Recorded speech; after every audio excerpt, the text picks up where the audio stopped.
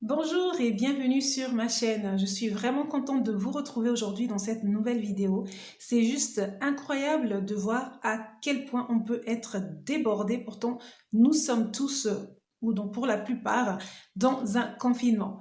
Mais bon, je suis heureuse de vous retrouver. Nous sommes là et c'est l'essentiel. Et je vous reviens avec un thème que vous connaissez peut-être. Et si vous ne le connaissez pas, aujourd'hui, vous allez apprendre une chose nouvelle. Si je vous parle de choc culturel, cela vous dit bien sûr quelque chose, hein. On n'a pas besoin d'avoir vécu le choc culturel pour savoir ce que c'est. Mais bien sûr, toutes les personnes qui ont l'habitude de voyager, de faire des séjours longs ou courts à l'étranger savent de quoi on parle lorsqu'on dit choc culturel. Mais si je vous dis choc culturel inversé, qu'est-ce que cela vous inspire? Savez-vous ce que c'est? Ça, je vous le dis tout de suite.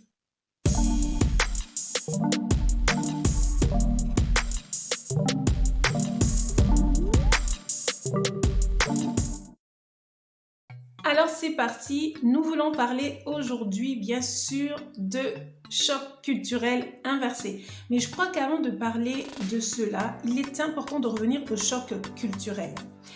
Avant que je ne commence, il est important que je vous dise aussi que tout ce que je vais vous dire aujourd'hui ne s'applique bien sûr pas à tout le monde. Il y a des personnes qui ont habité dans des pays étrangers, qui se sont très bien adaptés, qui se sont très bien intégrés. Il n'y a pas eu de choc culturel très grand.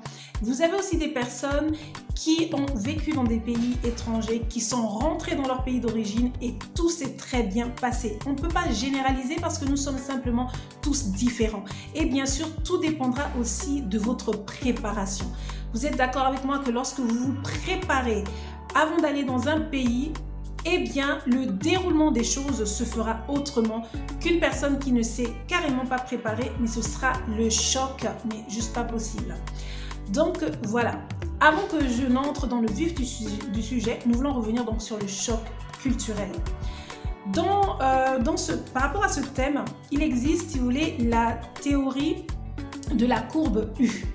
Alors, cette théorie, elle a été aussi étudiée par J.S. Black et Mendenhall. Peut-être que je prononce mal, mais dans tous les cas, je vous mettrai les noms dans la barre de description. Et en fait, cette théorie vous montre les différentes phases que vous allez avoir donc dans ce choc culturel-là, en fait. Donc, vous avez la phase de la lune de miel, c'est-à-dire que vous arrivez dans ce pays, tout se passe merveilleusement bien, c'est super, vous êtes dans le nouveau pays, voilà, vous vous dites génial, voilà, je vais atteindre tous mes objectifs, je suis là. Quelque temps plus tard, c'est le choc culturel, c'est-à-dire que vous vous rendez compte du fossé qu'il y a entre votre culture et la culture de ce nouveau pays. Et là, c'est un peu comme une chute en fait. Vous avez l'impression de sombrer, vous avez l'impression d'être dans un trou, vous comprenez personne et personne ne vous comprend. Après cela, vous avez la phase d'adaptation. C'est-à-dire que voilà, vous commencez à connaître le système, les normes, vous êtes habitué à certaines choses, il y a plus, ce choc il a disparu, vous êtes comme accommodé. Après cela, vient la phase de la maturité. C'est-à-dire tout est tranquille, vous êtes sur votre fleuve tranquille, tout va bien, vous avez vos nouveaux amis, vous avez vos activités au travail et peut-être même que vous êtes acheté un bien dans le pays. Donc ça, ce sont les 4 phases qu'on va retrouver donc lorsqu'on parle bien sûr de la courbe U, de la théorie de la courbe U. Maintenant, qu'est-ce que c'est que le choc culturel inversé? Vous avez des personnes qui, après avoir passé un séjour court ou long, décident de rentrer dans leur pays d'origine.